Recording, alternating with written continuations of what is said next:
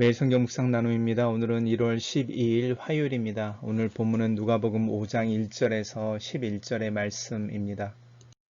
본문을 읽습니다. 무리가 몰려와서 하나님의 말씀을 들을새 예수는 게네사렛 호숫가에 서서 호숫가에 배 두 척이 있는 것을 보시니 어부들은 배에서 나와서 그물을 씻는지라. 예수께서 한 배에 오르시니 그 배는 시몬의 배라. 육지에서 조금 떼기를 청하시고 앉으사 배에서 무리를 가르치시더니 말씀을 마치시고 시몬에게 이르시되 깊은 데로 가서 그물을 내려 고기를 잡으라. 시몬이 대답하여 이르되 선생님, 우리들이 밤이 새도록 수고하였으되 잡은 것이 없지만은 말씀에 의지하여 내가 그물을 내리리이다 하고 그렇게 하니 고기를 잡은 것이 심히 많아 그물이 찢어지는지라. 이에 다른 배에 있는 동무들에게 손짓하여 와서 도와달라 하니 그들이 와서 두 배의 채움에 잠기게 되었더라. 시몬 베드로가 이를 보고 예수의 무릎 아래 엎드려 이르되 주여 나를 떠나소서 나는 죄인이로소이다 하니 이는 자기 및 자기와 함께 있는 모든 사람이 고기 잡힌 것으로 말미암아 놀라고 세베대의 아들로서 시몬의 동업자인 야고보와 요한도 놀랐음이라.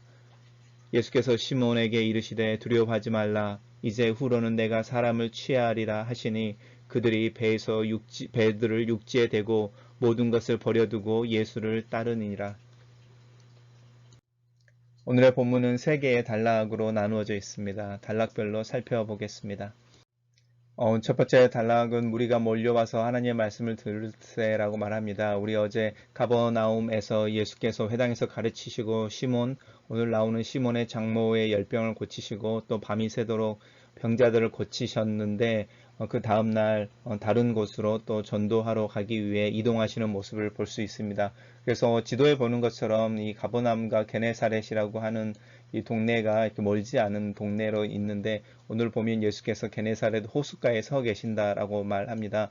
이 게네사렛 호숫가는 갈릴리 호수를 이야기합니다. 그래서 갈릴리 호수, 갈릴리 바다, 또 게네사렛 호숫가, 디베라 바닷가 이렇게 부르는 여러 가지 지명들이 있습니다.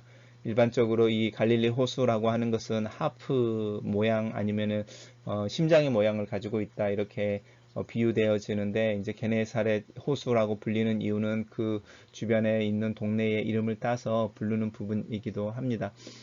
이 게네사렛 호수가에서 이렇게 가르치실 때 가버나움에서 멀지 않는 곳을 볼 수 있고 호숫가에서 시몬과 시몬의 동업자들이 함께 고기를 잡고 이제 아침이 되어서 그물을 정리하고 있는 모습을 볼 수 있습니다. 그래서 무리가 달려와서 예수께 하나님 말씀을 들을 때에 예수님의 배 한 척에 오르시는데 그 배 한 척이 바로 시몬의 배였습니다. 시몬과는 이미 어제 본문에 있었던 일처럼 이렇게 장모의 열병을 고쳐주는 걸로 안면이 있고 또 교제가 있었을 거라고 우리가 상상해 볼 수 있습니다.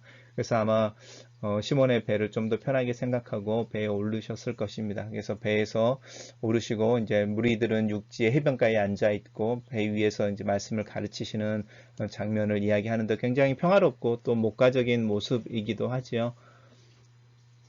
본문을 요약해 보겠습니다.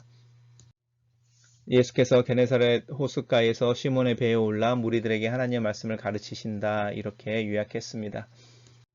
두 번째 장면에서는 이제 말씀을 마치시고 무리를 가르치시는 것을 마치시고 시몬에게 이르시되 깊은 곳으로 가서 그물을 내려 고기를 잡으라라고 말하십니다. 시몬이 생각하기에는 아마 그 갈릴리에서 고기를 잡는 일반적인 어떤 방법이나 또 시간이라고 하는 물때라든지 시간이 있어서 고기들의 습성이 이제 이동하는 습성들을 잘 알고 있었던 어부들이 보기에는 굉장히 이렇게 이성적이지 않은 합리적이지 않은 이야기였던 것 같습니다. 그렇지만 시몬이 이제 자기의 형편에 대해서 이야기하는 거죠. 선생님이라고 예수님을 부르는 이유는 이제 랍비라고 부르는 것이어서요. 굉장한 존경의 표현이고 또 이 말 속에서 베드로가 가버나움 회당에서 가르치시는 거라든지 또 자신의 집에서 무리들을 가르치시는 거라든지 또 오늘 보는 본문에서 말씀으로 하나님 말씀을 가르치시는 것에 대해서 권세 있고 능력 있는 말씀이라는 사람들의 평가에 시몬 또한 동일한 평가를 하고 있는 예수님에 대해서 그렇게 이야기하고 있는 모습을 볼 수 있습니다. 그래서 선생님 이렇게 말하면서 우리가 밤이 맞도록 수고하고 고기를 잡았습니다만 잡지 못했습니다. 이렇게 말하고 있습니다.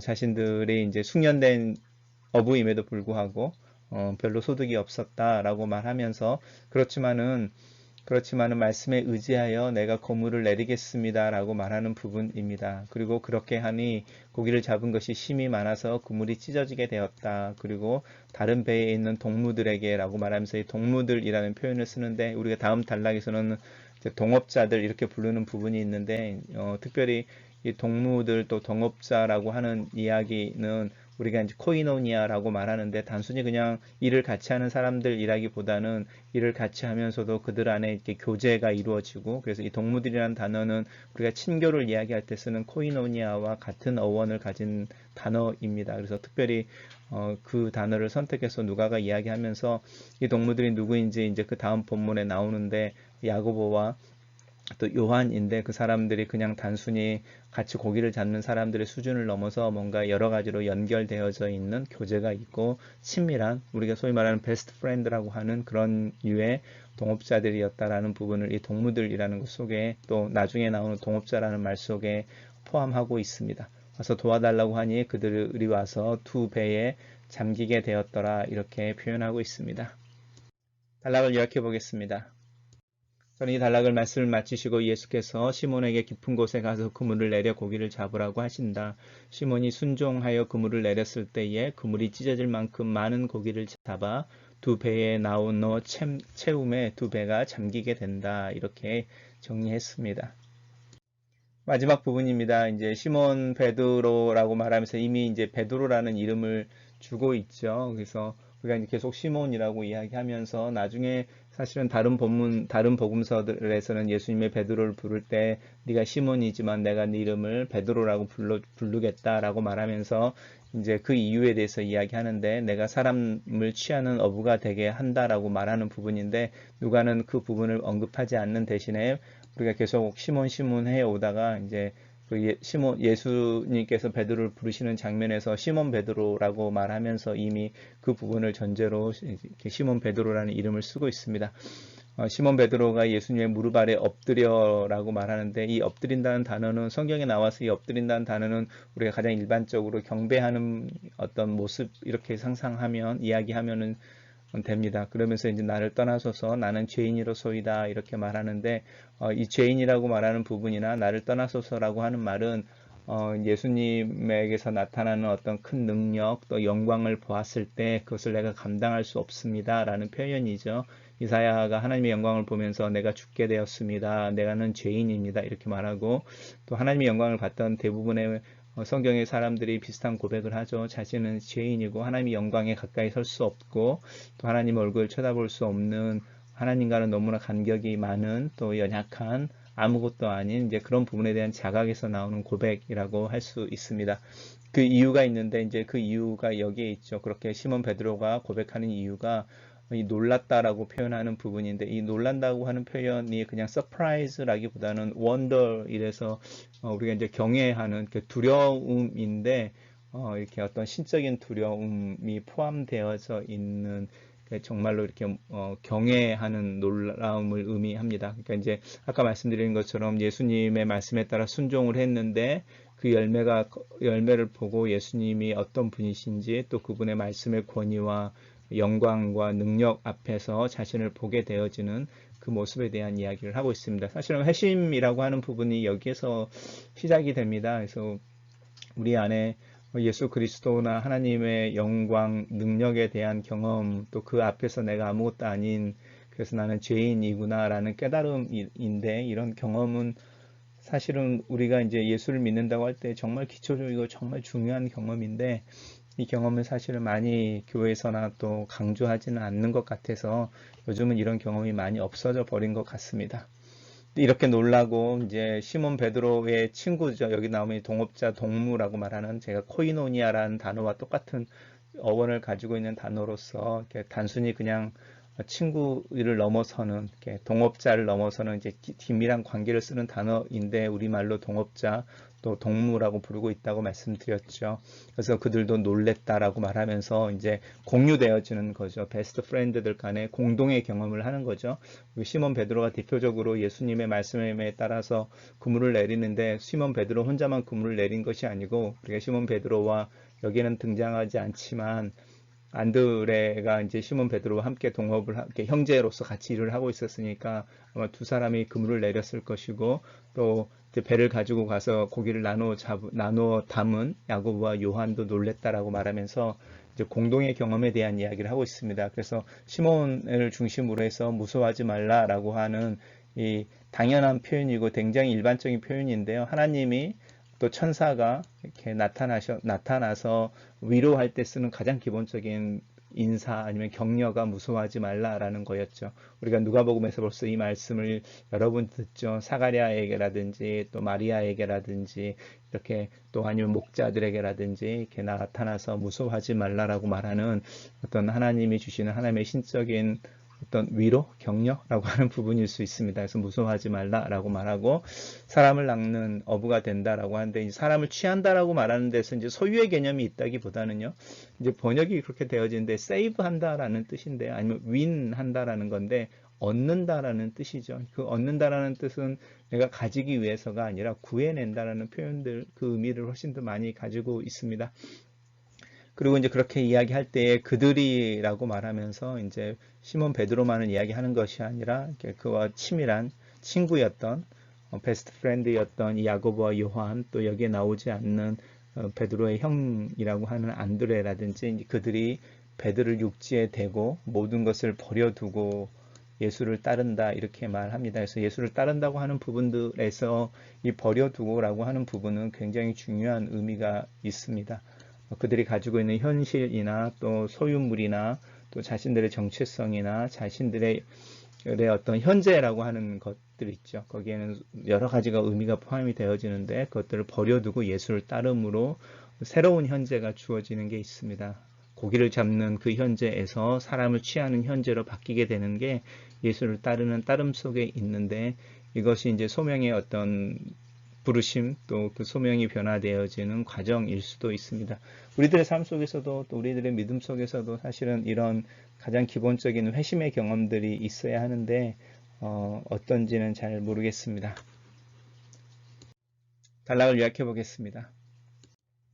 이를 본 시몬 베드로가 예수 앞에 엎드려 자신이 죄임을 고백하고 예수께서는 시몬을 제자로 부른다 이렇게 요약해 봤습니다. 묵상 포인트입니다. 자연스럽게 베드로의 인생에 개입하시는 예수를 보게 된다. 베드로의 장모의 열병을 치료해 준 덕분에 베드로는 예수와 안면을 트고 교제의 시간을 가졌다. 그리고 자연스럽게 예수께서는 베드로의 배 위에 오르신다. 밤새 고기를 잡았지만 잡은 것이 없어 그 허탈하고 피곤한 아침에 베드로의 일상은 예수로 인하여 인터럽트 되고 지연된다. 아마 베드로는 예수께서 가르치시는 동안 조용히 밤새 사용한 그물을 정리하여 그 날 밤, 오늘 밤에 다시 고기를 잡을 준비를 하고 있지 않았을까. 내 삶에도 예수께서 자연스럽게 조금씩 개입해 오셨다. 초등학교 때 처음으로 교회당에 발을 디뎠다. 그리고 고등학생이 되어서야 교회 다니기 시작했다. 대학에서 예수 그리스도를 인격적으로 만났다. 그리고 복음을 전하고 성경을 가르치는 사역자가 되었다. 20여 년이 넘는 시간 속에서 주님은 여러 사람을 통하여 내게 다가오셨고 내 삶에 깊숙이 들어오셨다. 이 만남이 여전히 지속될 뿐만이 아니라 조금씩 더 깊어지고 있는지 그 만남과 시간의 흐름들을 점검해 본다. 시간의 흐름 속에서 타성에 젖어버린 관계가 된 것은 아닌지. 하지만 주도권을 먼저 가지고 찾아오신 주님께서 매일 아침마다 만나주시고 하루를 지내는 동안에 나와 동행하시는 것에 감사를 드린다. 두 번째 묵상 포인트입니다. 오늘 밤에 고기를 잡기 위해 서둘러 그물을 손질하고 집으로 돌아가 쉬어야 하는 고달픈 어부의 일상이 예수로 인해 침해를 받는다. 겨우 손질을 해 정리해 놓은 그물을 지금 당장 사용하여 고기를 잡으라는 예수의 말씀은 베드로의 경험과 판단에 맞지 않다. 더군다나 예수는 어부가 아니라 목수이다. 베드로는 우리가 밤이 새도록 수고하였음에도 잡은 것이 없다는 자신의 현실을 예수 앞에 숨기지 않는다. 말씀에 의지하여 그물을 내립니다. 라는 믿음의 순종도 숨기지 않는다. 믿음이라는 것은 때때로 믿어져서 믿는 것이다기보다는 하나님이 말씀하시니 믿는 것이다. 순종이라는 것은 또한 내가 원해서 하는 것이 아니라 하나님이 하라 하시니 하는 것이다. 현실과 믿음, 내 의지와 순종이라는 것이 대부분의 경우에 우선순위의 선택의 문제이다. 내가 먼저인가? 하나님이 먼저인가? 베드로가 말씀에 순종할 때에 많은 고기를 잡는다. 베드로가 수고한 것이 맞지만 베드로가 잡은 고기는 아니다. 예수께서 잡으신 고기이다. 이것이 믿음의 신비이다. 내가 살아가는데 사실은 그리스도께서 나를 통해 살아가시는 것이다. 나는 이 믿음의 신비의 주인공이 된다. 내가 말씀에 순종하고 믿음에 따라 살 때 나는 내가 사는 것이 아니라 내 안에 계시는 그리스도께서 나를 통해 사시는 것이다. 여기서 풍성하고 살아있는 영생의 삶이 있다. 내 삶이 세상에서 이야기하는 풍성함과 행복이 아니라 주님이 말씀하시는 풍성함과 행복이 넘치는 삶이기를 원한다. 믿음이 맺어내는 열매를 경험하기를 원한다. 이 세상이 줄 수 없는 생명의 풍성함을 은혜로 믿음으로 경험하기를 원한다. 말씀에 의지하여 그물을 내리는 오늘 하루의 삶, 그 믿음의 삶을 살기 위해 용기를 낸다. 마지막 묵상 포인트입니다. 자신의 경험과 생각과는 다른 결과를 본 베드로는 자신의 연약함을 고백한다. 신앙에 있어서 스스로의 한계와 무능력을 고백하는 것은 중요하다. 하나님 앞에서 스스로를 낮추어 겸손하게 하는 자들만이 하나님의 은혜를 경험한다. 스스로를 겸비한다는 것은 신앙의 가장 기본적인 태도이다. 그런데 이 태도가 깨어있어서 조심하지 않으면 결코 나타나지 않는 태도이다. 베드로의 성품의 특징은 즉시로 반응하는 것이다. 머뭇거림이 없다. 자신의 생각과 다른 결과 앞에서 자신의 잘못을 기꺼이 인정한다. 예수의 부르심 앞에서는 즉시로 예수를 따라 나선다. 많은 생각이 우유부단함을 낳을 때가 있다. 때로는 의심할 수 있고 하나님의 사인을 기다릴 수 있다. 그러나 명확하게 하나님의 부르심과 계획이 드러났을 때는 과감한 순종이 필요하다. 나는 주님과의 관계 속에서 어느 과정에 있는 것일까? 아직도 주님의 가르치심을 귀로만 듣고 관망하는 청중들 중에 하나로 서 있는가? 내 경험과 생각과는 다른 하나님의 말씀을 실천하고 순종하기 위해 땀을 흘리고 있는가? 하나님 앞에서 나의 연약함을 고백하고 경외함 속에서 엎드려 하나님의 은혜와 긍휼을 구하는 구도자의 모습으로 서 있는가? 내 인생의 분명한 부르심을 확신하고 그 부르심을 따라 예수를 따르는 그 길 위에 서 있는가? 사람을 취한다는 뜻은 위험에서 구해낸다는 의미이다. 나는 이 부르심 앞에 서 있다. 예수 그리스도를 전하고 복음을 나누고 사람들을 물에서 건져내는 일을 하고 있다. 이 일에 전심으로 정말로 전심을 들여 이 일을 하고 있는지, 회심이 내 안에서 그리고 내 주변에서 나를 통하여 일어나고 있는지 내 모습을 돌아보게 된다. 글로 쓰는 기도입니다. 호숫가에서 하나님의 말씀을 가르치시는 예수께서 내가 가진 것을 사용하시기를 원합니다. 호숫가에 세워진 많은 배들 중에 내 배 위에 오르시기를 원합니다.